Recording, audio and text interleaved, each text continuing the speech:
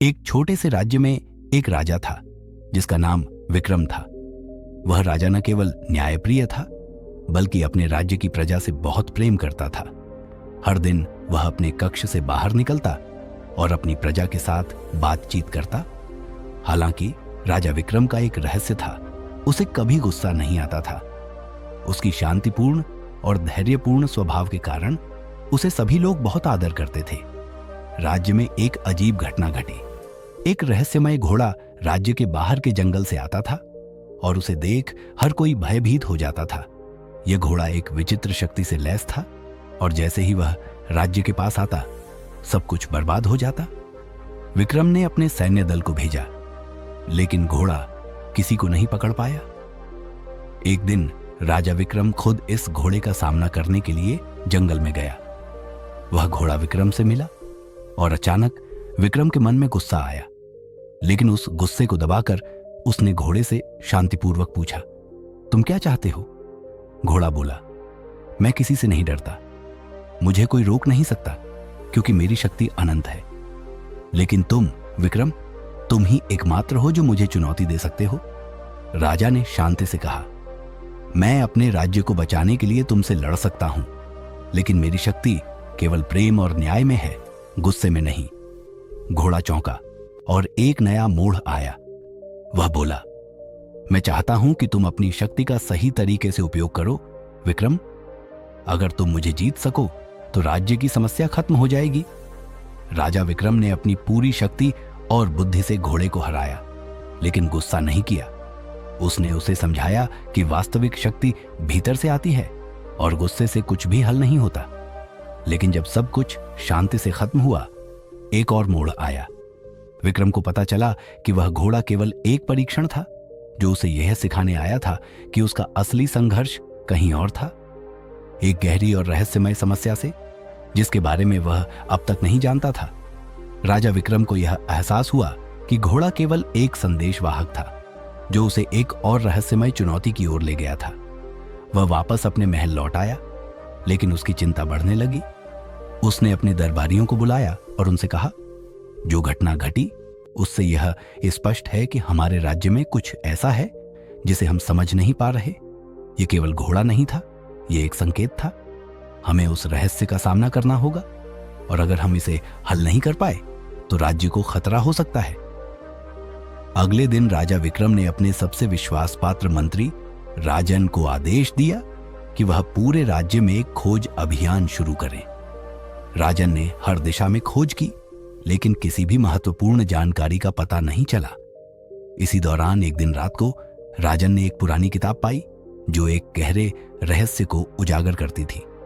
उस किताब में लिखा था कि राज्य के भीतर एक अदृश्य बल था जो धीरे धीरे सत्ता को अपनी ओर खींच रहा था। राजन ने इस जानकारी को राजा विक्रम के पास लाकर बताया, महाराज, यह अदृश्य शक्ति कुछ शक्तिशाली लोगों या घटनाओं से जुड़ी हो सकती है जो हमारे राज्य के इतिहास से गहरे जुड़े हुए हैं। यह हमारी पूरी दुनिया को बदल सकता है।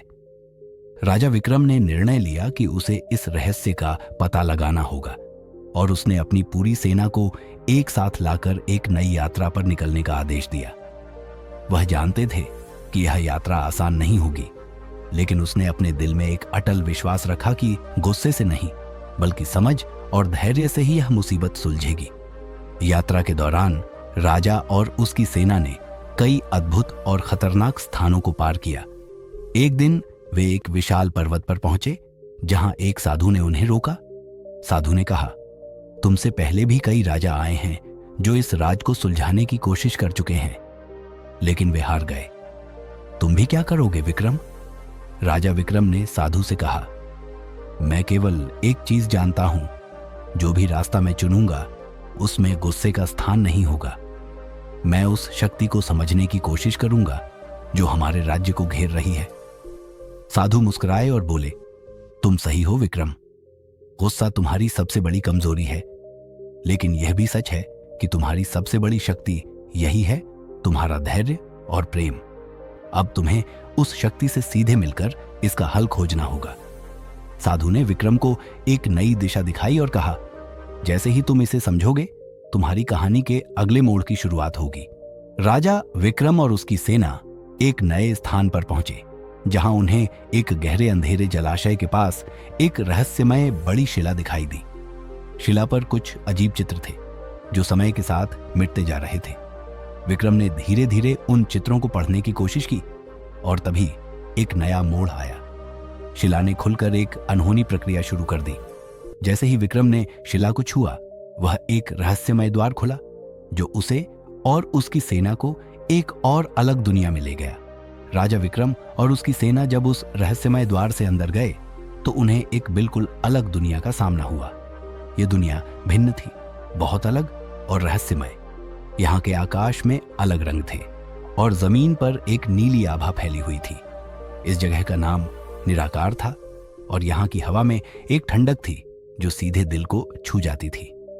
राजा विक्रम और उसकी सेना उस अजनबी जगह में कदम रखते ही विचलित हो गए थे। उन्हें यह समझने में वक्त लगा कि यह दुनिया सामान्य नहीं थी। हर पेड़, हर पौधा, हर शिला कुछ रहस्यमय संकेत दे रहे थे। राजा विक्रम ने आगे बढ़ते हुए सोचा, यहाँ कुछ गहरे राज हैं जिन्हें हमें समझना होगा। वहीं एक रहस्यमय आवाज गूंज उठी, तुम यहाँ क्यों आए हो विक्रम? ये आवाज एक बड़े और पुराने पेड़ से आई थी जो अपनी जड़ों में कई शताब्दियों का ज्ञान समेटे हुए था। विक्रम ने कर्तव्यबद्ध होकर कहा, मैं अपने राज्य और प्रजा के लिए यहाँ आया हूँ। मुझे एक रहस्यमय शक्ति के बारे में जानकारी मिली है जो मेरे राज्य को प्रभावित कर रही है। मुझे इसे समझने और समाप्त करने का तरीका चाहिए। वह पेड़ चुपचाप कुछ देर तक रहा और फिर बोला, तुमने सही निर्णय लिया विक्रम। तुम्हारा संघर्ष अब केवल राज्य तक सीमित नहीं रहा। तुम्हारा संघर्ष अब समय और आत्मा के बीच की दीवार को पार करने का है। राजा विक्रम ने पूछा, क्या मतलब है तुम्हारा, और यह दीवार क्या है? पेड़ ने बताया, यह दीवार तुम्हारे समय और सच के बीच एक बाधा है और तुम्हारा अगला कदम यही है कि तुम उस दीवार को तोड़ सको।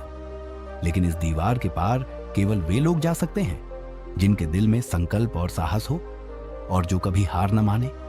तुम्हें अपनी छुपी हुई शक्ति को पहचानने और उस पर विश्वास करने की जरूरत है। राजा विक्रम को यह समझ में आया कि इस रहस्यमय दुनिया में हर चीज एक बड़ी चुनौती का हिस्सा थी। उसे यहां से कुछ सीखने और अपनी शक्ति को नए तरीके से पहचानने की आवश्यकता थी। तभी पेड़ ने एक नई बात कही, लेकिन विक्रम, तुम्हारे लिए सबसे बड़ी परीक्षा अब शुरू होने वाली है। यह तुम्हारे गुस्से का परीक्षण होगा। क्या तुम उसे काबू कर पाओगे? क्योंकि गुस्सा तुम्हारी सबसे बड़ी कमजोरी बन सकता है। राजा विक्रम के मन में एक हलचल सी हुई। क्या गुस्सा वाकई मेरी कमजोरी है? उसने सोचा। विक्रम को याद आया कि उसने हमेशा गुस्से से बचने की कोशिश की थी, लेकिन क्या इसका मतलब यह था कि वह अपने डर और आक्रोश को पूरी तरह से दबा रहा था? वह पेड़ फिर बोला, सिर्फ शांत रहना और गुस्से को दबा देना ही समाधान नहीं है। तुम्हें यह समझना होगा कि गुस्से का सामना करने का तरीका क्या है। यह तुम्हारी शक्ति को नियंत्रित करने की कुंजी होगी। राजा विक्रम ने गहरी सांस ली और कहा, मैं समझता हूं। मुझे अब अपने गुस्से के बारे में सीखना होगा, न कि उसे खारिज करना होगा। अचानक एक तेज आंधी आई और एक नया मोड़ आया। एक विशाल आकृति हवा में घूमती हुई सामने आई। वह एक विशालकाय राक्षस जैसा था। राक्षस ने गुस्से से भरे हुए बोलते हुए कहा, तुम्हारा सबसे बड़ा डर यही है विक्रम। तुम कभी भी गुस्से से पार नहीं पा सकते। मैं तुम्हें परखने आया हूं। राजा विक्रम ने अपनी तलवार निकाली, लेकिन फिर उसने खुद को रोका। वह याद करने लगा कि पेड़ ने क्या कहा था। उसे गुस्से से लड़ने की बजाय इसे समझने और नियंत्रित करने का तरीका अपनाना था। राजा विक्रम ने गहरी सांस ली और शांत होकर राक्षस से बोला, तुम सही हो। मैं गुस्से से डरता हूं, लेकिन अब मुझे इसे समझना होगा, इसे जीतने के बजाय। मुझे यह जानना है कि गुस्सा कभी भी मेरे अंदर से बाहर क्यों आता है, और जब मैं इसे समझ पाऊं तो मुझे यह बल नहीं देगा, बल्कि मेरी शक्ति में वृद्धि करेगा। राक्षस ने विक्रम की बातें सुनी और धीरे धीरे गायब हो गया। राजा विक्रम को एहसास हुआ कि इस यात्रा ने उसे कुछ और सिखाया है। गुस्से को नियंत्रित करना कोई युद्ध नहीं था, बल्कि यह एक गहरी समझ का परिणाम था। अब विक्रम को अपने भीतर की शक्ति का सामना करने का मौका मिल चुका था और यह यात्रा उसके लिए कभी न खत्म होने वाला अध्याय बन चुकी थी। जैसे ही राक्षस गायब हुआ, विक्रम ने देखा कि वह दीवार सामने से टूट गई थी और अब एक नई दुनिया का रास्ता खुल गया था, जहां उसे और भी बड़े रहस्यों का सामना करना था। उसकी कहानी अब नए मोड़ों और चुनौतियों के साथ एक नए स्तर पर पहुंचने वाली थी। राजा विक्रम ने देखा कि राक्षस के गायब होने के साथ ही दीवार का एक हिस्सा टूट चुका था। यह दीवार अब सिर्फ एक पुरानी याद बन गई थी और उसके पार एक नया रास्ता खुल चुका था। रास्ता बिल्कुल अलग था, जैसे वह अब किसी दूसरी दुनिया में प्रवेश कर रहा था। विक्रम ने सोचा, यह यात्रा मेरे लिए सिर्फ राज्य की सुरक्षा नहीं, बल्कि खुद को समझने की भी है। वह धीरे धीरे उस मार्ग पर बढ़ने लगा जहां एक रहस्यमय प्रकाश उसकी ओर आकर्षित कर रहा था। जैसे ही वह आगे बढ़ा, एक अनदेखी शक्ति ने उसे अपने आगे में लिया।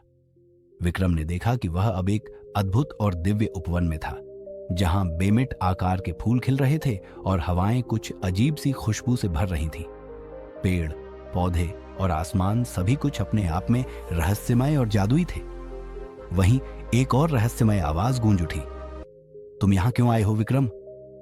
यह आवाज अब पहले से भी अधिक गहरी थी और इस बार विक्रम ने अपनी पूरी ताकत लगाकर जवाब दिया, मैं राज्य की सुरक्षा के लिए और अपनी शक्तियों को जानने के लिए यहां आया हूं। मुझे गुस्से के बारे में समझने की जरूरत है ताकि मैं इसे अपनी शक्ति में बदल सकूं। आवाज ने कहा, तुमने सही रास्ता चुना है विक्रम। यह उपवन केवल उन्हीं को दिखाया जाता है जो अपने भीतर के संघर्ष को पहचानते हैं और उसे सुलझाने का प्रयास करते हैं। तभी विक्रम के सामने एक विशालकाय आकाश गंगा का दृश्य उभरा। वही आकाश गंगा उसे दिखाने लगी जैसे समय की एक धारा हो, जो उसकी सभी यादों और आंतरिक संघर्षों को दर्शाती थी। विक्रम ने देखा कि उसका गुस्सा हमेशा उसकी सबसे बड़ी चुनौती रहा है, लेकिन साथ ही वह महसूस कर रहा था कि अगर वह इस गुस्से को सही दिशा में मोड़ सके तो उसकी शक्ति अपार हो सकती है। यह आकाश गंगा तुम्हारे भीतर के समय की है, आवाज ने समझाया।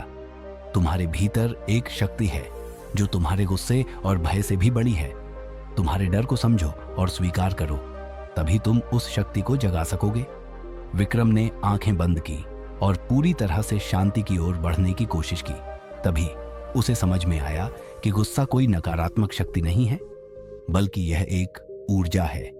जिसे सही दिशा दी जाए तो यह उसका सबसे बड़ा साथी बन सकता है।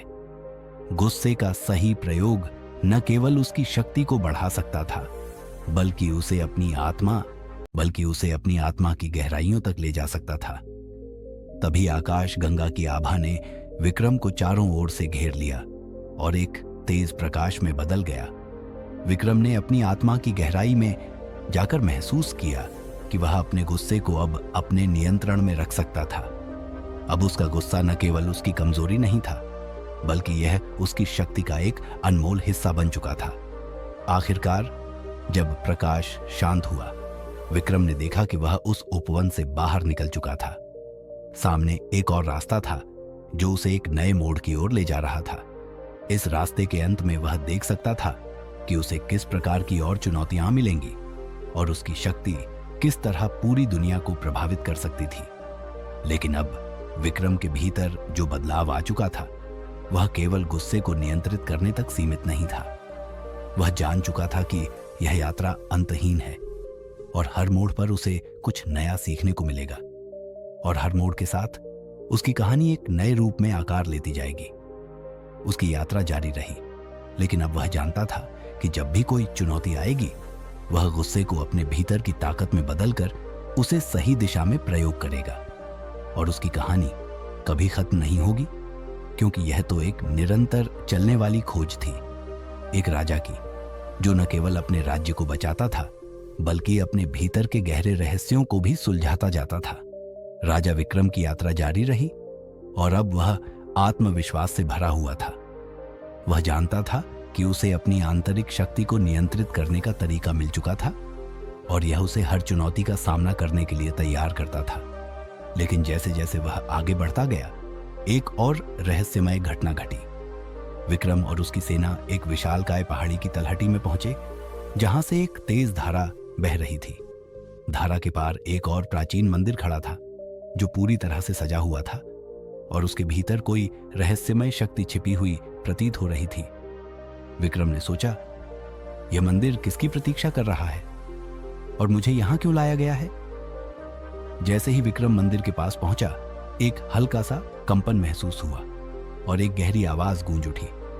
विक्रम, तुम यहां तक पहुंचे हो, लेकिन यह यात्रा अब तक की सबसे बड़ी चुनौती लेकर आई है। यह आवाज किसी दिव्य शक्ति की थी और विक्रम ने तुरंत पूछा, क्या यह मेरी अगली परीक्षा है? आवाज ने उत्तर दिया, यह परीक्षा नहीं, बल्कि एक आंतरिक संघर्ष है। तुमने गुस्से को काबू में किया है, लेकिन अब तुम्हें अपने सबसे बड़े डर का सामना करना होगा, अकेलापन। राजा विक्रम को एक ठंडी लहर सी महसूस हुई। अकेलापन? क्या वह सचमुच अकेला था? उसने हमेशा अपने राज्य और प्रजा के लिए संघर्ष किया था, लेकिन क्या कभी वह अपने आप से पूरी तरह जुड़ा था? आवाज ने फिर कहा, तुमने दुनिया से प्रेम और विश्वास की उम्मीद की है विक्रम, लेकिन क्या तुम अपने भीतर के अकेलेपन को स्वीकार कर सकते हो? क्या तुम अपनी सबसे बड़ी चिंता को एक अवसर में बदल सकते हो? विक्रम चुपचाप खड़ा रहा और उसके भीतर की गहराइयों में जाकर उसने यह महसूस किया कि वह सच्चे अर्थों में कभी खुद से नहीं मिला था। हर चुनौती का सामना करते हुए वह कभी अपने आत्मविश्वास और अंदरूनी शांति के साथ खुद का सामना नहीं कर पाया था। वह हमेशा अपने राज्य और लोगों के लिए खुद को बलिदान करता रहा था, लेकिन अपनी आत्मा की गहराई में वह कभी अकेला महसूस करता था। क्या मैं कभी अपने आप से सच्चा संवाद कर सका? विक्रम ने खुद से पूछा। यह विचार उसके मन में जैसे एक हलचल पैदा कर गया।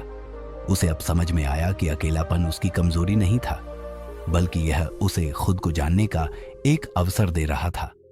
अकेलापन को स्वीकार करके वह अपनी आंतरिक शक्ति को और मजबूत बना सकता था।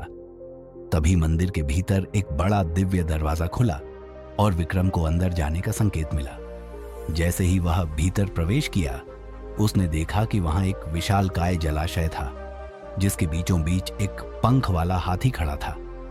वह हाथी विक्रम से बोला, तुमने जो भी यात्रा की, वह तुम्हें अपने आप से सच्चा प्रेम करना सिखाने आई थी। अब तुम्हें यह जानना होगा कि आत्मा को पहचानना कितना महत्वपूर्ण है।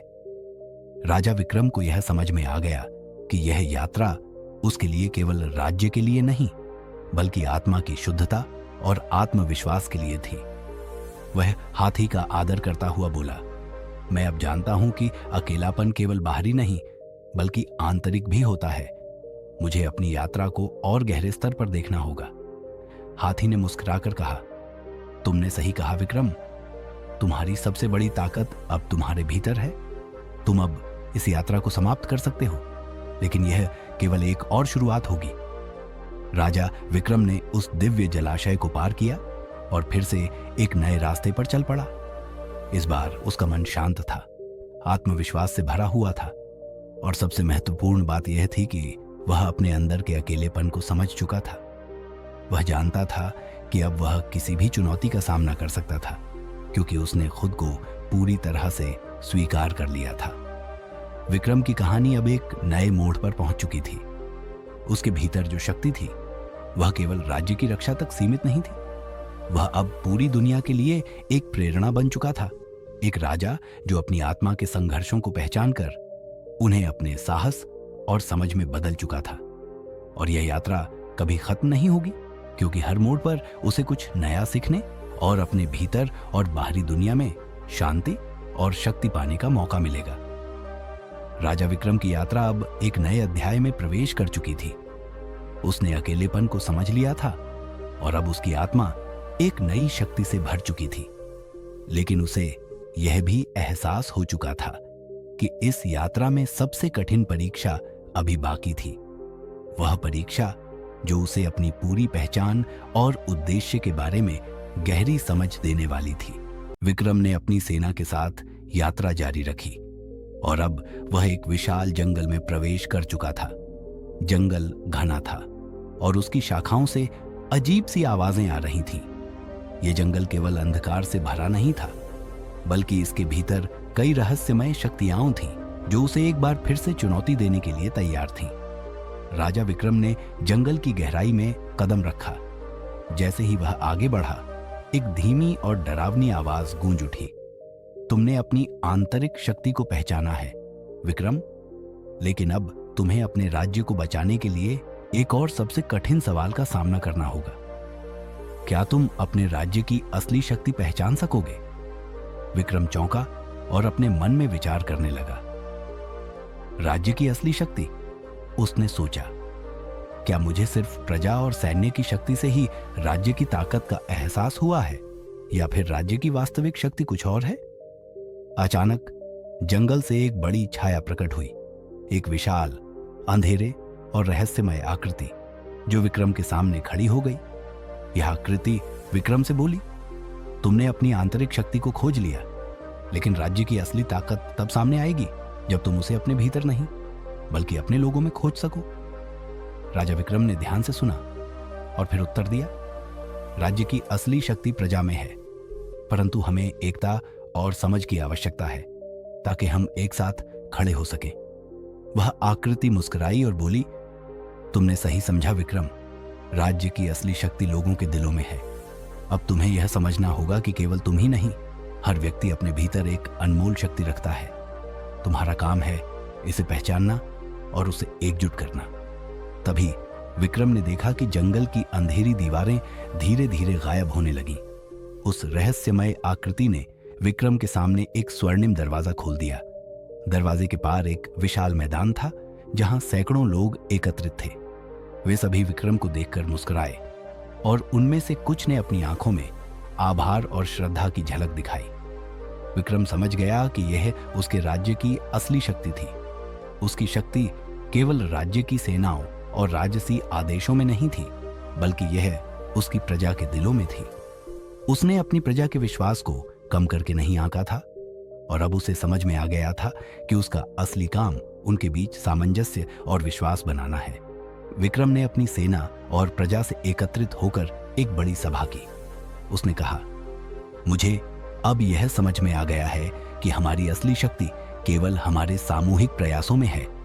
अगर हम एक दूसरे के साथ खड़े होकर दिल से दिल जुड़कर काम करें तो हम किसी भी संकट का सामना कर सकते हैं। हम अपनी पूरी ताकत को एकजुट करके किसी भी चुनौती से पार पा सकते हैं। प्रजा और सैनिकों ने विक्रम के शब्दों को सुना और एकजुट होकर उसकी बातों को अपनाया। यह सब एक नई ऊर्जा और विश्वास से भर गया था। विक्रम ने महसूस किया कि यह वही शक्ति थी जिसे वह ढूंढ रहा था। यह शक्ति केवल युद्ध और संघर्ष में नहीं, बल्कि समझ और प्रेम में थी। जंगल के अंधेरे में विक्रम ने अब देखा कि एकता और विश्वास की ताकत असली ताकत होती है। अब वह न केवल अपने राज्य के शत्रुओं से लड़ने के लिए तैयार था, बल्कि वह अपने राज्य को एक ऐसी जगह बनाने के लिए भी तैयार था जहां लोग एक दूसरे के साथ मिलकर न केवल समस्याओं का सामना करेंगे, बल्कि मिलकर उन समस्याओं का हल भी ढूंढेंगे। यह यात्रा विक्रम की आत्मा का एक गहरा बदलाव था। अब वह जानता था कि गुस्से, डर और अकेलेपन से परे राज्य की असली ताकत प्रजा में है और उसका सबसे बड़ा कर्तव्य उस शक्ति का पोषण करना है। अब विक्रम की कहानी खत्म नहीं हुई थी। यह एक नए सफर की शुरुआत थी जहां वह न केवल एक राजा था, बल्कि एक नेता भी था जो अपने लोगों के दिलों में विश्वास और साहस की एक नई कहानी लिखने जा रहा था। राजा विक्रम के भीतर अब एक नई ऊर्जा थी। उसने न केवल अपने राज्य की असली शक्ति को पहचाना, बल्कि अपनी प्रजा के साथ मिलकर उसे बढ़ाने का संकल्प लिया था। वह जानता था कि राज्य की हर समस्या का समाधान सिर्फ बाहरी ताकत से नहीं, बल्कि एकता, विश्वास और सहयोग से होता है। अब विक्रम की यात्रा एक और दिशा में मुड़ी। एक दिन उसकी महल के बाहर अचानक एक संदेशवाहक आया जो एक खत लेकर आया था। वह खत एक दूर दराज के राज्य से था जो विक्रम के राज्य के पड़ोस में था। खत में लिखा था, राजा विक्रम, तुम्हारा राज्य अब तक अपनी शक्ति से बचा रहा है, लेकिन हमारे राज्य के पास एक अदृश्य शक्ति है जो तुम्हारे राज्य के लिए खतरा बन सकती है। हम तुम्हें चेतावनी देते हैं कि अगर तुमने हमारे प्रस्ताव को स्वीकार नहीं किया तो हमें अपनी सेना भेजनी होगी। हम नहीं चाहते कि तुम्हारा राज्य नष्ट हो, लेकिन हमें अपनी रक्षा करनी है। विक्रम ने खत को पढ़ा और गहरी सोच में डूब गया। एक ओर उसे अपनी प्रजा की ताकत का भरोसा था, लेकिन दूसरी ओर उसे यह भी समझ में आ रहा था कि बाहरी खतरे से निपटना एक बड़ी चुनौती हो सकती है। यह सिर्फ एक युद्ध की धमकी नहीं थी, बल्कि विक्रम के नेतृत्व की परख थी। क्या वह अपनी प्रजा को एकजुट करके इस खतरे का सामना कर पाएगा, या उसे बल का इस्तेमाल करना होगा? विक्रम ने तुरंत अपनी सेना के प्रमुखों और दरबारियों को बुलाया। दरबार में हर कोई चिंतित था, क्योंकि यह खतरे की घंटी थी।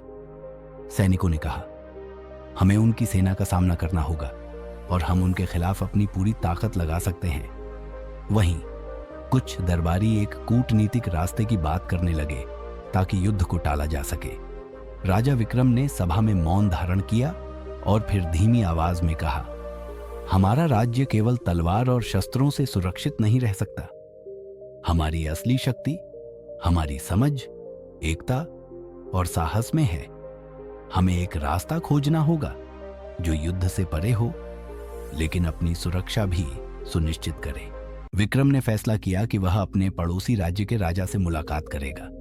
वह जानता था कि यह एक कठिन बातचीत होगी, लेकिन एक सच्चे राजा का काम सिर्फ अपनी प्रजा की रक्षा करना नहीं है, बल्कि सही रास्ता ढूंढना है, चाहे वह कूटनीति हो या समझौता। विक्रम ने अपने सबसे भरोसेमंद जनरल के साथ यात्रा की और पड़ोसी राज्य की सीमा पर पहुंचा। वहां एक महल में वह राजा और उसकी सभा से मिला। राजा का नाम अर्जुन था और वह एक शक्तिशाली शासक था, लेकिन विक्रम ने महसूस किया कि अर्जुन का असली डर उसकी सेना की शक्ति से नहीं, बल्कि अपने राज्य के भीतर के असंतोष से था। विक्रम ने बातचीत की शुरुआत की। राजा अर्जुन, हम दोनों के राज्य इतने समय से शांति से हैं। मैं जानता हूं कि तुम भी अपने राज्य की सुरक्षा को लेकर चिंतित हो, लेकिन क्या यह हमारे बीच की शांति को समाप्त करने का सही समय है? अर्जुन ने तीखे स्वर में कहा, तुम्हारे राज्य की बढ़ती शक्ति मेरे लिए चिंता का विषय बन चुकी है विक्रम। मैं नहीं चाहता कि तुम हमें चुनौती दो, और यही कारण है कि मैं यह कदम उठा रहा हूं। विक्रम ने शांति से कहा, मैं समझता हूं कि तुम्हारा डर वास्तविक है, लेकिन अगर हम दोनों अपने अपने डर और संदेहों से बाहर निकलकर एक साथ काम करें, तो हम न केवल अपनी सुरक्षा सुनिश्चित कर सकते हैं, बल्कि अपने राज्यों को समृद्ध भी कर सकते हैं। हमारी ताकत एक दूसरे के विरोध में नहीं, बल्कि साझेदारी में है। राजा अर्जुन चुप रहा और विक्रम ने देखा कि उसके भीतर कुछ बदल रहा था। विक्रम ने उसे समझाया, हम दोनों के राज्यों में बहुत सी समानताएं हैं। हम दोनों चाहते हैं कि हमारे लोग खुशहाल और सुरक्षित रहें। क्यों न हम अपने संसाधनों और शक्तियों को साझा करके एक नई राह पर चलें? कुछ देर बाद राजा अर्जुन ने अपनी आंखों में बदलाव महसूस किया। उसने धीरे से कहा, तुम सही हो विक्रम, शायद हमें एक नए दृष्टिकोण की जरूरत है। यह संवाद एक कूटनीतिक समझौते का रूप लेता गया और दोनों राजाओं ने मिलकर अपने राज्यों के बीच एक साझेदारी और शांति समझौते पर हस्ताक्षर किए। यह न केवल युद्ध को टालने में सफल रहा, बल्कि यह विक्रम की नेतृत्व क्षमता और उसकी कूटनीति का सबूत भी था। राजा विक्रम ने यह साबित किया कि वास्तविक शक्ति तलवार में नहीं, बल्कि समझ और एकता में है। उसकी कहानी अब न केवल एक राजा की थी, बल्कि एक सच्चे नेता की भी, जिसने बाहरी और आंतरिक दोनों ही चुनौतियों का सामना किया और हर बार उन्हें अपनी बुद्धिमत्ता और साहस से पार किया। विक्रम की यात्रा अब भी खत्म नहीं हुई थी। उसकी राह अभी भी लंबी थी और हर मोड़ पर नई चुनौतियां उसका इंतजार कर रही थीं। लेकिन अब वह जानता था कि वह जो भी कदम उठाएगा, उसकी ताकत उसकी प्रजा के दिलों में, उसकी समझ में और उसकी क्षमता में होगी। राजा विक्रम की शांति समझौते के बाद राज्य में एक नया उत्साह और ऊर्जा का संचार हुआ। उसकी कूटनीतिक सफलता ने न केवल उसे एक कुशल शासक के रूप में स्थापित किया, बल्कि उसके प्रजा के दिलों में विश्वास और गर्व की भावना भी जागृत की। अब विक्रम जानता था कि उसे अपनी राज्य की समृद्धि और प्रगति के लिए नए रास्ते खोजने होंगे, ताकि वह अपनी प्रजा को और भी बेहतर जीवन दे सके। लेकिन यह शांति ज्यादा दिन नहीं रही। कुछ महीनों बाद विक्रम को एक और चौंकाने वाली खबर मिली। उसके राज्य के भीतर से एक नया खतरा उत्पन्न हो रहा था। यह खतरा बाहरी नहीं बल्कि अंदरूनी था। उसकी अपनी प्रजा के बीच कुछ असंतुष्ट लोग धीरे धीरे एक विद्रोह की योजना बना रहे थे। ये लोग राज्य में अपने व्यक्तिगत लाभ के लिए विक्रम की नीतियों और फैसलों से असहमत थे। विक्रम को इस खतरे का जल्द से जल्द समाधान खोजना था, क्योंकि यह उसकी पूरी राज्य व्यवस्था को चुनौती दे सकता था। विक्रम ने तुरंत अपने उच्च अधिकारियों और मंत्रियों की एक बैठक बुलाई। दरबार में सभी के चेहरे पर चिंता थी। राज्य में विद्रोह का संकेत मिल रहा है। विक्रम ने गंभीरता से कहा, हमें यह समझने की जरूरत है कि असंतोष क्यों बढ़ रहा है और कैसे हम इसे शांतिपूर्ण तरीके से सुलझा सकते हैं। विक्रम के एक मंत्री ने कहा, महाराज, हमें सख्त कदम उठाने चाहिए। हमें इन असंतुष्टों को पकड़कर सजा देनी चाहिए, तभी स्थिति काबू में आएगी। लेकिन विक्रम ने शांति से उत्तर दिया, सजा से समस्या का समाधान नहीं होता। हमें समझना होगा कि क्या कारण है जिसके कारण ये लोग असंतुष्ट हो रहे हैं। अगर हम उनकी शिकायतों और समस्याओं को समझने की कोशिश करेंगे तो हम एक रास्ता निकाल सकते हैं। विक्रम ने अपने गुप्त एजेंटों से इन असंतुष्टों के बारे में जानकारी जुटवाने का आदेश दिया। कुछ दिनों बाद उसने पाया कि ये लोग न केवल राज्य की नीतियों से असंतुष्ट थे, बल्कि वे अपने लिए अधिक अधिकार और संपत्ति की मांग कर रहे थे। यह स्थिति विक्रम के लिए एक चुनौती थी, क्योंकि उसने हमेशा अपनी प्रजा के भले के लिए काम किया था और वह नहीं चाहता था कि कोई वर्ग अन्यायपूर्ण तरीके से लाभ उठाए। विक्रम ने समझा कि अगर वह इस विद्रोह को शांतिपूर्वक निपटाना चाहता था तो उसे अपने राज्य के सभी लोगों से संवाद करना होगा। उसने जनता के बीच एक सभा का आयोजन किया, जिसमें वह खुद उनके सामने खड़ा होकर बात करने जा रहा था। सभा में विक्रम ने कहा, मेरे प्यारे नागरिकों, मैं जानता हूं कि आप में से कुछ लोग मेरी नीतियों से संतुष्ट नहीं हैं। मैं यह स्वीकार करता हूं और मैं चाहता हूं कि हम इस मुद्दे पर खुलकर बात करें। हमें एक दूसरे से संवाद करने की जरूरत है ताकि हम मिलकर समाधान निकाल सकें। मैं आपका राजा नहीं बल्कि आपका साथी हूं और मैं आपके हर दर्द और समस्या को समझने के लिए तैयार हूं। यह सुनकर कई असंतुष्ट लोग धीरे धीरे सामने आने लगे। उनमें से एक ने कहा, महाराज, हम लोग अपनी मेहनत से राज्य की समृद्धि में भागीदार हैं, लेकिन हमें वह सम्मान और अधिकार नहीं मिल रहे हैं जिसके हम हकदार हैं। हम चाहते हैं कि हमारे पास भी समान अवसर हों और हमारी आवाज सुनी जाए। विक्रम ने गहरी सांस ली और कहा, मैं समझता हूं कि हर व्यक्ति को समान अधिकार मिलना चाहिए। मैं वादा करता हूं कि हम इस मुद्दे पर एक नई नीति बनाएंगे ताकि हर व्यक्ति को उसकी मेहनत और योगदान का उचित सम्मान मिले। हम एक समान और न्यायपूर्ण समाज की दिशा में कदम बढ़ाएंगे। राजा विक्रम ने अपनी वचनबद्धता के साथ एक नई नीति बनाई, जिसमें सभी वर्गों को समान अवसर और अधिकार देने का प्रावधान था। इसके अलावा उसने एक स्वतंत्र न्यायपालिका की स्थापना की, जो सभी समस्याओं का निष्पक्ष और त्वरित समाधान प्रदान करती। उसके बाद विद्रोहियों को भी समझाया गया कि राज्य में कोई भी समस्या सुलझाने का तरीका सिर्फ हिंसा या विद्रोह नहीं है, बल्कि संवाद, समझ और एकता से है। धीरे धीरे अधिकांश असंतुष्टों ने विक्रम के दृष्टिकोण को स्वीकार किया और उसके नेतृत्व में वापस शामिल हो गए। राज्य में फिर से शांति और स्थिरता का माहौल बना। विक्रम ने यह सिद्ध कर दिया कि असंतोष और समस्या को सुलझाने का सबसे प्रभावी तरीका संवाद और सहयोग था, न कि बल प्रयोग। उसकी यह नीति न केवल राज्य की शक्ति को बढ़ाने वाली थी, बल्कि यह उसकी सच्ची नेतृत्व क्षमता को भी प्रदर्शित करती थी। लेकिन विक्रम की यात्रा यहीं खत्म नहीं हुई। जैसे जैसे समय बीतता गया, उसने समझा कि हर दिन एक नई चुनौती लेकर आता है और किसी भी राजा का असली परीक्षण उसकी क्षमता नहीं, बल्कि उसकी कूटनीति, समझ और प्रजा के साथ उसके रिश्ते पर निर्भर करता है। राजा विक्रम की कहानी अभी खत्म नहीं हुई थी। वह एक ऐसे राजा के रूप में उभर चुका था जो केवल बाहरी युद्धों में नहीं बल्कि अपने राज्य की आंतरिक चुनौतियों से भी निपटने में सक्षम था। उसकी यात्रा में कई और मोड़ आने थे और वह हर मोड़ को एक नए उत्साह और ज्ञान के साथ अपनाने के लिए तैयार था।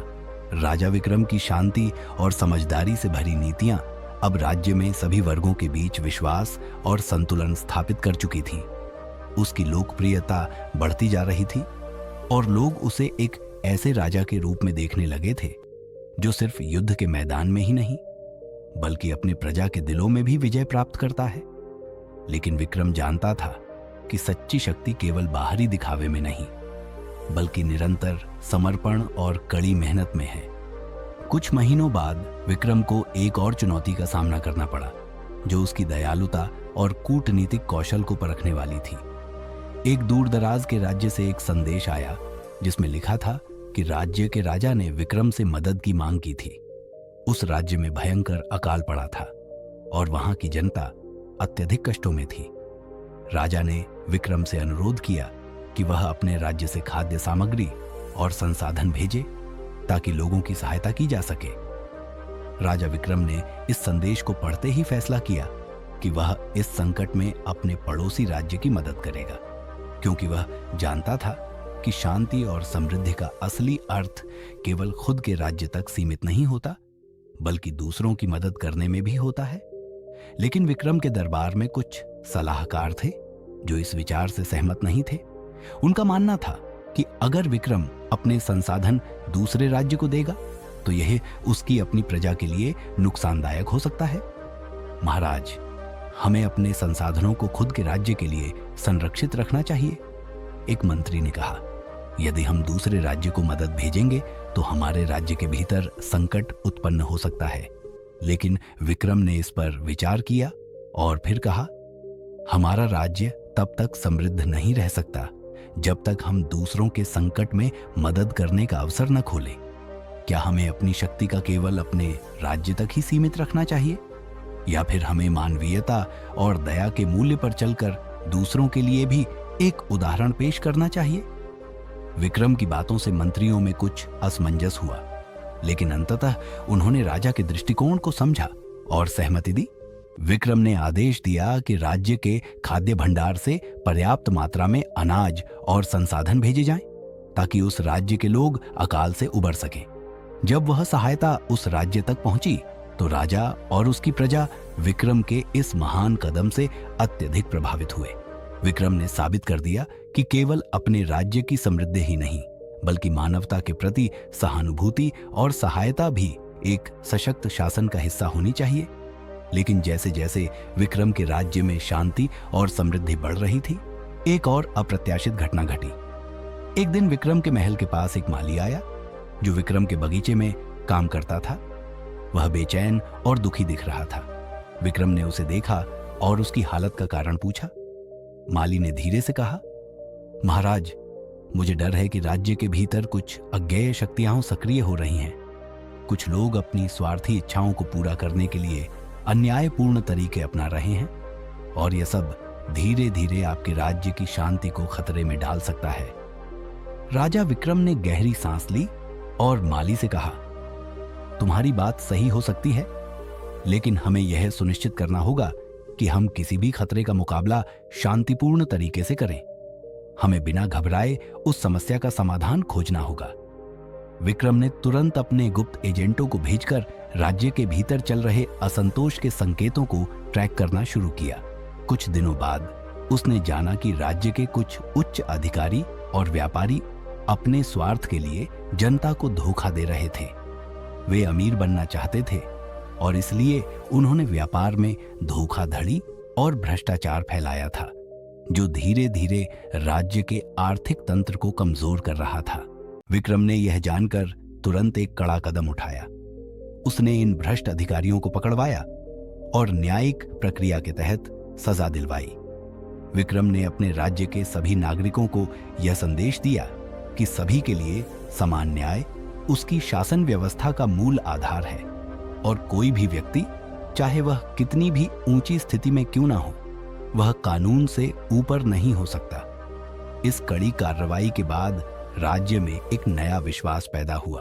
प्रजा ने महसूस किया कि विक्रम एक सच्चे राजा हैं, जो सिर्फ उनके भले के लिए नहीं बल्कि राज्य की पूरी व्यवस्था के लिए न्याय और समृद्धि की ओर काम कर रहे हैं। विक्रम ने साबित कर दिया कि एक नेता की असली ताकत उसके लोगों के लिए न्याय और निष्पक्षता में होती है और उसकी स्थिति केवल सत्ता या शक्ति के आधार पर नहीं बल्कि उसके द्वारा किए गए सही फैसलों से बनती है।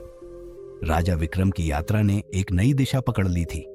उसने हर परिस्थिति में अपनी बुद्धिमत्ता, सहानुभूति और निष्पक्षता से न केवल अपने राज्य को सशक्त किया बल्कि अपने राज्य के हर नागरिक को यह सिखाया कि सच्ची शक्ति और सफलता में दया, न्याय और सामूहिक जिम्मेदारी का महत्वपूर्ण स्थान है। विक्रम की कहानी, जो कभी केवल एक राजा की थी, अब एक ऐसे नेता की बन चुकी थी जो अपने राज्य और दुनिया में एक सशक्त और न्यायपूर्ण समाज बनाने के लिए निरंतर संघर्ष करता था। लेकिन विक्रम की यात्रा अभी खत्म नहीं हुई थी, क्योंकि एक राजा का सबसे बड़ा संघर्ष कभी खत्म नहीं होता। वह हमेशा अपने राज्य और अपनी प्रजा के भले के लिए नई राहों पर चलता रहता है।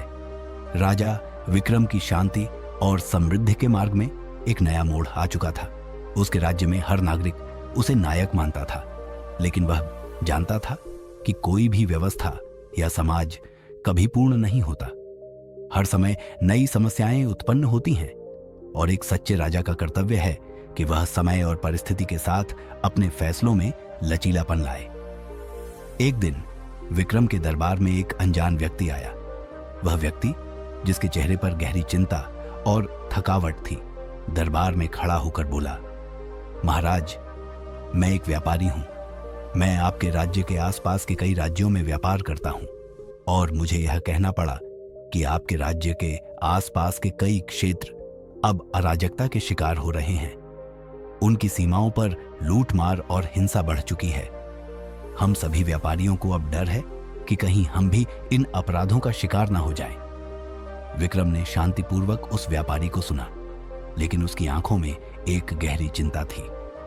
वह जानता था कि यदि राज्य के आसपास के इलाकों में अराजकता फैलने लगी तो उसका राज्य भी इससे प्रभावित हो सकता था। विक्रम ने सोचा कि इस चुनौती का समाधान केवल अपने राज्य की शक्ति से नहीं बल्कि आसपास के राज्यों के साथ मिलकर ही हो सकता था। राजा विक्रम ने अपने सबसे भरोसेमंद जनरल को बुलाया और उसे आदेश दिया, हमें इन असुरक्षित क्षेत्रों के बारे में पूरी जानकारी जुटानी होगी। मैं नहीं चाहता कि हमारे राज्य की शांति भंग हो और हमें किसी प्रकार के बाहरी आक्रमण का सामना करना पड़े। जनरल ने जल्दी से काम शुरू किया और कुछ ही दिनों में उसने जानकारी दी कि पास के कुछ राज्य अब तानाशाहों के द्वारा शासित हो रहे थे। इन तानाशाहों के आदेशों से नागरिकों में भय और अशांति फैल रही थी। विक्रम ने महसूस किया कि यह केवल बाहरी खतरा नहीं था बल्कि यह एक सामाजिक संकट भी था, जिसका असर सिर्फ उस राज्य पर नहीं बल्कि उनके आसपास के इलाकों पर भी हो रहा था। विक्रम ने एक निर्णय लिया जो उसकी पूरी कूटनीति और नेतृत्व क्षमता को परखने वाला था। उसने फैसला किया कि वह न केवल अपने राज्य की सुरक्षा के लिए बल्कि अपनी मानवता के लिए इन तानाशाहों के खिलाफ एक मजबूत कूटनीतिक कदम उठाएगा। वह जानता था कि अगर ये तानाशाह अपनी गलत नीतियों को जारी रखते हैं तो इससे पूरे क्षेत्र की स्थिति और अधिक बिगड़ेगी। विक्रम ने आसपास के देशों के राजाओं को एक शांति सम्मेलन में बुलाया। यह सम्मेलन एक तरह से यह तय करने का मौका था कि वे मिलकर क्षेत्र में स्थिरता कैसे बना सकते हैं। विक्रम ने शांति और विकास की दिशा में अपने विचार साझा किए। हम सभी को यह समझना होगा कि सिर्फ युद्ध और संघर्ष से कभी कोई हल नहीं निकलेगा।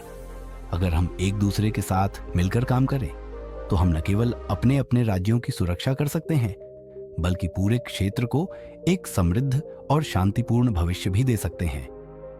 कुछ राजा विक्रम के विचारों से सहमत हुए, लेकिन कुछ ने इसे अपनी शक्ति के लिए खतरा समझा।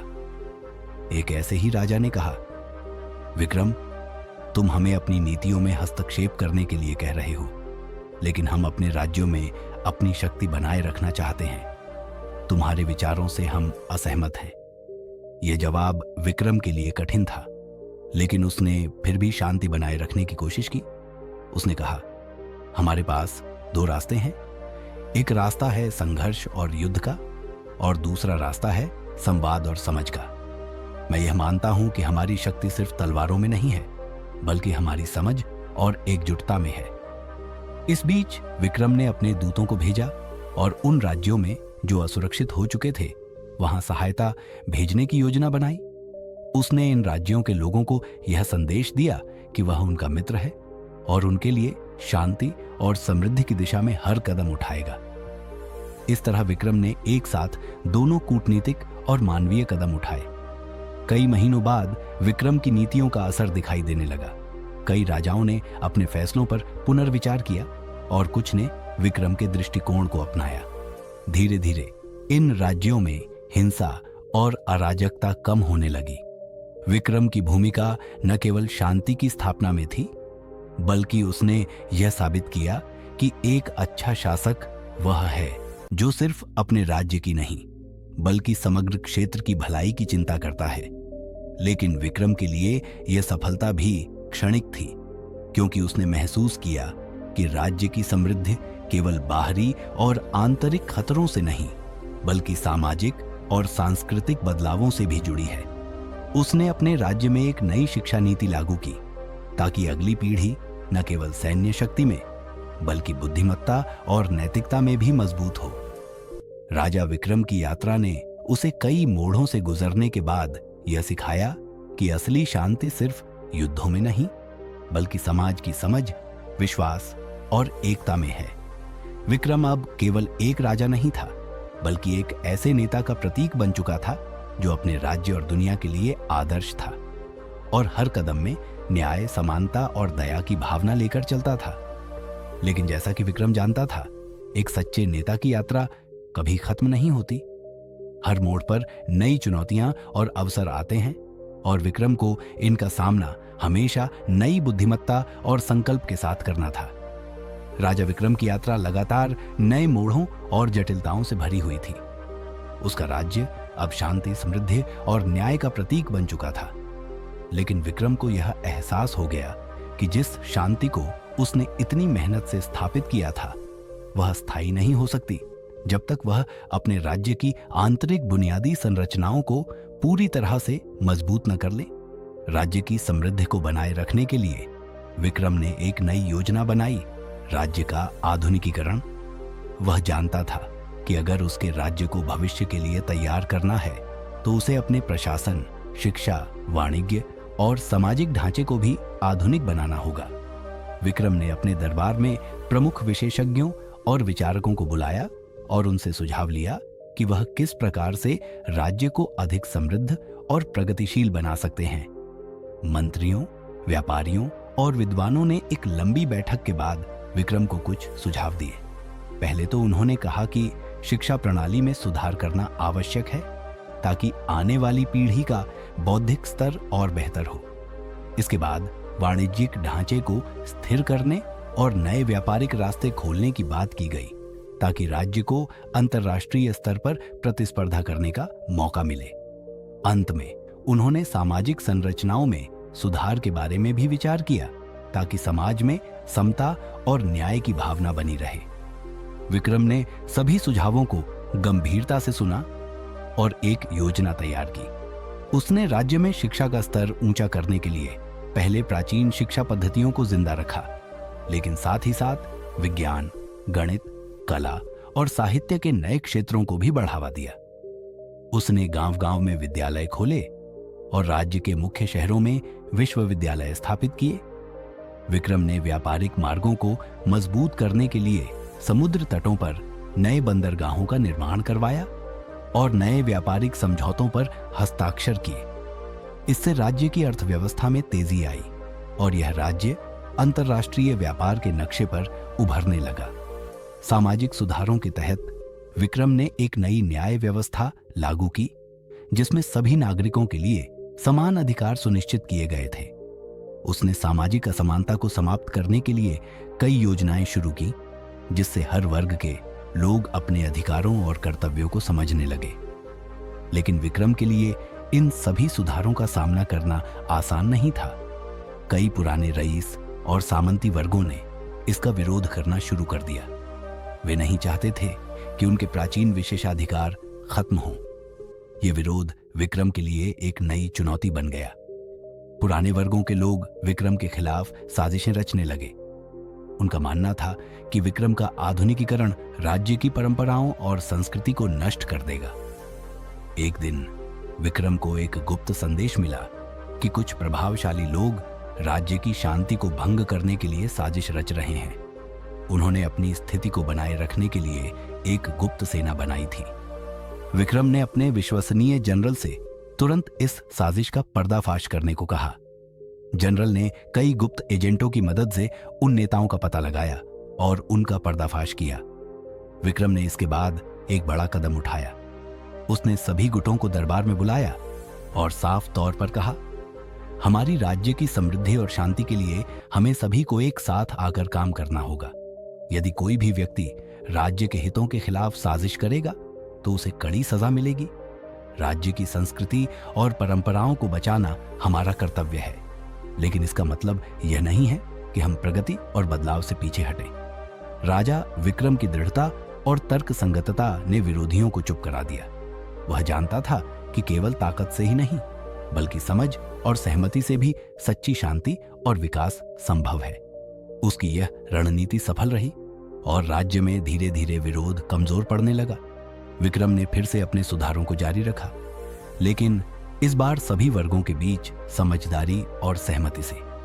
उसने यह सिद्ध कर दिया कि एक अच्छा राजा वही है जो अपने राज्य के समग्र हित के लिए हर वर्ग और व्यक्ति के हितों को ध्यान में रखते हुए फैसले लेता है। हालांकि विक्रम की यात्रा में कई उतार चढ़ाव आए, लेकिन उसने कभी हार नहीं मानी। वह जानता था कि एक राजा का कार्य केवल शांति और समृद्धि लाना नहीं है, बल्कि यह सुनिश्चित करना है कि समाज में हर व्यक्ति का कल्याण हो और राज्य में हर वर्ग को समान अवसर मिले। उसकी पूरी यात्रा इस सिद्धांत के इर्द गिर्द घूमती थी कि एक सच्चा राजा वही है जो अपनी प्रजा की सेवा करता है, उनके दर्द और खुशियों को समझता है और हमेशा उनके लिए न्याय की राह पर चलता है।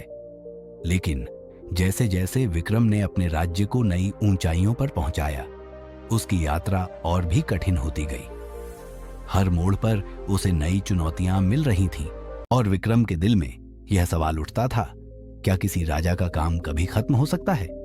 राजा विक्रम ने यह जान लिया था कि सत्ता का कोई अंत नहीं होता। उसके लिए शांति और समृद्धि केवल एक शुरुआत थी, एक नए समाज, एक नए भविष्य की ओर बढ़ने का पहला कदम। राजा विक्रम की यात्रा निरंतर चलती रही और उसकी सोच व कार्यों में कभी भी कोई कमी नहीं आई। उसने अपने राज्य को केवल एक समृद्ध स्थान ही नहीं, बल्कि एक ऐसे समाज के रूप में ढाला जहां हर नागरिक को समान अधिकार, शिक्षा और अवसर मिलते थे। लेकिन विक्रम को यह एहसास हो चुका था कि एक नेता का कार्य केवल अपने राज्य तक सीमित नहीं रह सकता। एक सच्चा राजा वही है जो अन्य राज्यों और दुनिया के लिए भी सकारात्मक बदलाव ला सके। एक दिन विक्रम के पास एक संदेश आया। यह संदेश एक दूरदराज के राज्य से था, जहां युद्ध और अस्थिरता की स्थिति थी। संदेश में लिखा था कि उस राज्य के राजा ने विक्रम से सहायता की अपील की थी। उन्होंने लिखा था, महाराज विक्रम, हमारे राज्य में भीषण युद्ध चल रहा है। हमारे लोग भूख और कष्टों से जूझ रहे हैं और हमारी सेनाएं आपस में भिड़ रही हैं। हम आपसे सहायता चाहते हैं क्योंकि हम जानते हैं कि आप एक ऐसे महान शासक हैं जो शांति और न्याय के पक्षधर हैं। विक्रम ने इस संदेश को पढ़ते ही अपने दिल में एक हलचल महसूस की। वह जानता था कि किसी भी राज्य का युद्ध उसकी प्रजा और समाज के लिए हानिकारक होता है। वह इस संघर्ष को शांतिपूर्ण तरीके से हल करना चाहता था, लेकिन यह कार्य इतना सरल नहीं था। विक्रम ने इस संदेश पर गहन विचार किया और फैसला किया कि वह इस संकट को सुलझाने में अपना हाथ बढ़ाएगा, लेकिन बिना युद्ध और हिंसा के। विक्रम ने सबसे पहले अपने विश्वास पात्र राजदूत को भेजा ताकि वह युद्धरत राज्य के राजा से मुलाकात कर सके और शांति की संभावनाओं पर बातचीत कर सके। जब राजदूत राज्य में पहुंचे तो उन्होंने वहां के राजा से कहा, महाराज, विक्रम ने यह संदेश भेजा है कि वह युद्ध और हिंसा के बजाय शांति और समझदारी से इस संकट का हल चाहते हैं। वह आपकी मदद करना चाहते हैं ताकि आपके राज्य में शांति लौट सके और आपके लोग सुरक्षित रह सकें। राजा ने राजदूत की बातों को सुना, लेकिन उसकी आंखों में शंका और संकोच था।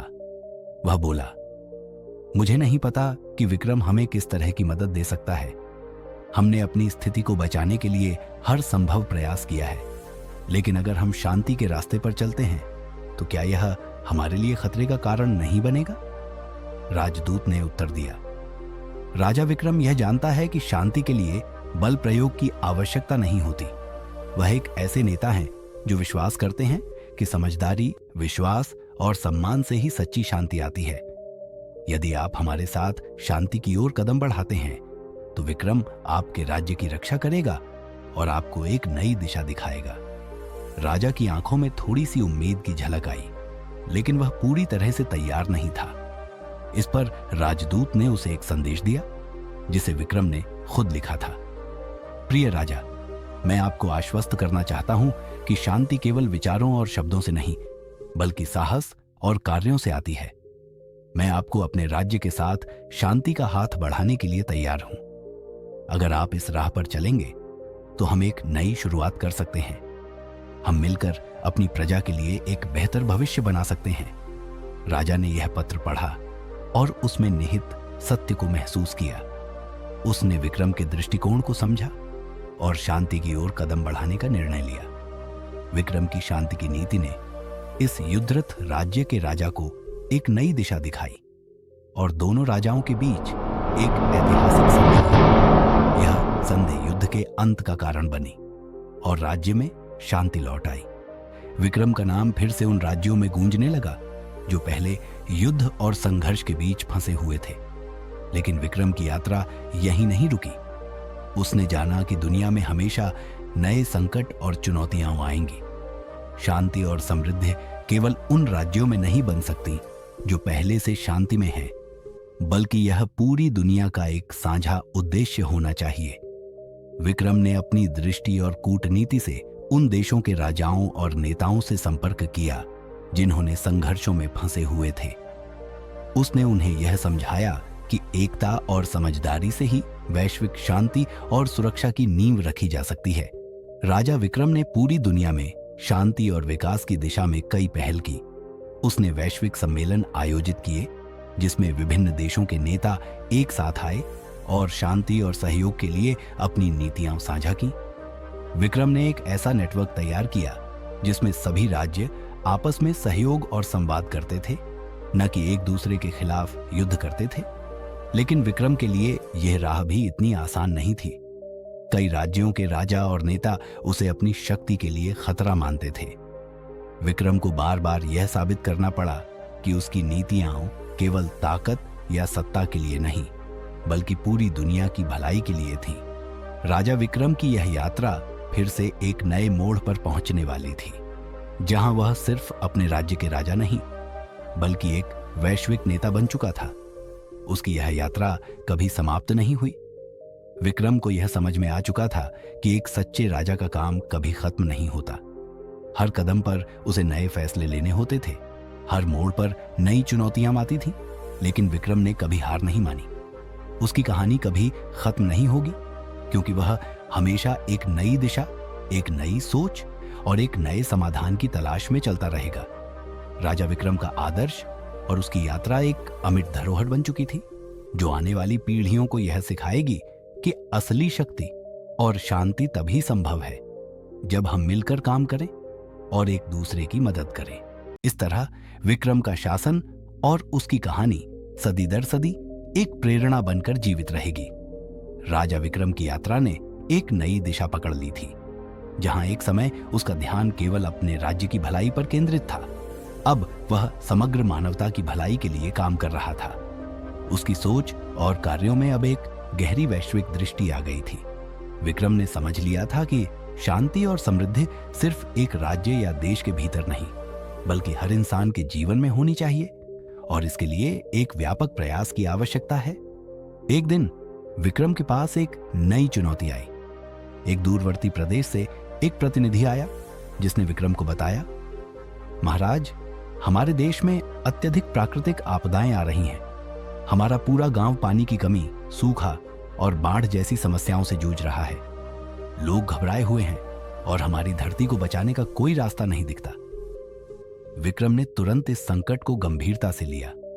वह जानता था कि प्राकृतिक आपदाएं किसी भी राज्य को तबाह कर सकती हैं और इस संकट का समाधान केवल सैन्य बल से नहीं, बल्कि विज्ञान, प्रकृति और मानवता के सामूहिक प्रयासों से ही संभव है। विक्रम ने अपने शाही दरबार में एक आपातकालीन बैठक बुलाई। उसने अपने वैज्ञानिकों, कृषि विशेषज्ञों और पर्यावरणविदों से समाधान मांगा। राज्य के सर्वोत्तम कृषि विशेषज्ञों ने बताया कि पानी की कमी और सूखा मुख्य समस्या बन चुके थे, जबकि पर्यावरणविदों ने जलवायु परिवर्तन और प्राकृतिक संसाधनों के अत्यधिक दोहन के कारण इस संकट को बढ़ते देखा था। विक्रम ने इन सबको सुना और समझा कि इस समस्या का समाधान केवल समय पर होने वाली मदद से नहीं होगा, बल्कि इसे दीर्घकालिक दृष्टिकोण से हल किया जाना चाहिए। विक्रम ने एक बहुआयामी योजना बनाई, जिसमें पानी की पुनर्चक्रण प्रणाली, वर्षा जल संचयन और पौधों की संख्या बढ़ाने की योजनाएं शामिल थीं। उसने बड़े पैमाने पर वृक्षारोपण अभियान शुरू किया ताकि जलवायु परिवर्तन को रोका जा सके और सूखा कम किया जा सके। साथ ही उसने जल और संसाधनों के उचित वितरण के लिए अपने राज्य के किसानों और नागरिकों को जागरूक किया। राजा विक्रम का नेतृत्व और उसकी योजना बहुत प्रभावशाली साबित हुई। जलवायु परिवर्तन और प्राकृतिक आपदाओं के खिलाफ उसका संघर्ष एक मिसाल बन गया। उसने आसपास के राज्यों से सहयोग प्राप्त किया और सभी मिलकर इस संकट से निपटने के लिए काम करने लगे। विक्रम ने प्राकृतिक संसाधनों का संरक्षण और पुनः उपयोग को अपनी शासन नीति में शामिल किया ताकि आने वाली पीढ़ियों के लिए पृथ्वी सुरक्षित रह सके। लेकिन विक्रम का कार्य कभी समाप्त नहीं हुआ। जैसे जैसे एक समस्या हल होती, वैसे वैसे नई चुनौतियां सामने आती।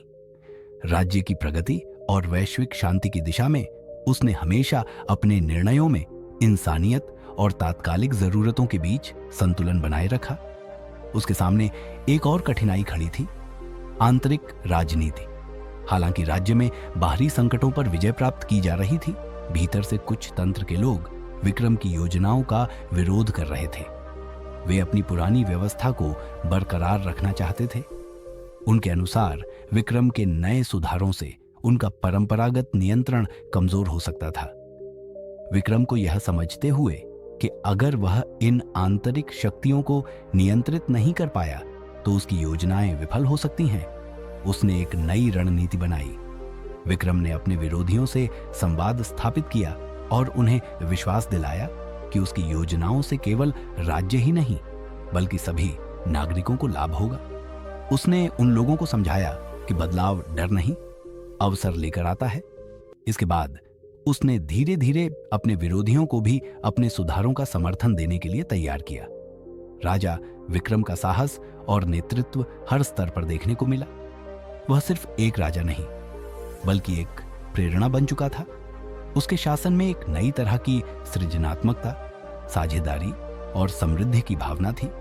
उसकी नीति समाज की प्रगति के लिए व्यक्तिगत और सामूहिक प्रयासों का संतुलन होना चाहिए, अब उसकी शासन शैली का मूल मंत्र बन चुकी थी। विक्रम ने यह सिद्ध कर दिया कि नेतृत्व केवल शक्ति और निर्णयों से नहीं, बल्कि सहानुभूति, विचारशीलता और परिपक्वता से आता है। उसकी कहानी अब केवल एक राजा की नहीं, बल्कि उन सभी नेताओं की थी जो अपनी शक्ति का सही उपयोग करते हुए दुनिया को एक बेहतर जगह बनाने के लिए काम करते हैं। अंततः विक्रम का शासन एक ऐसी प्रेरणा बन चुका था जिसे आने वाली पीढ़ियां न केवल एक राजा के रूप में, बल्कि एक महान मानवतावादी के रूप में याद करेंगी। उसकी यात्रा, जो कभी अपने राज्य से शुरू हुई थी, अब पूरी दुनिया के लिए एक उदाहरण बन चुकी थी। लेकिन विक्रम जानता था कि एक सच्चे नेता की यात्रा कभी खत्म नहीं होती। उसके लिए हर कदम एक नई शुरुआत थी और हर नया मोड़ एक नई जिम्मेदारी। उसका कार्य था हमेशा आगे बढ़ना, दुनिया को एक बेहतर जगह बनाना और कभी भी आत्मसंतुष्ट न होना। विक्रम की कहानी एक अविराम यात्रा थी जो कभी समाप्त नहीं होती, क्योंकि एक सच्चा राजा हमेशा अपने राज्य और समाज की भलाई के लिए संघर्ष करता रहेगा।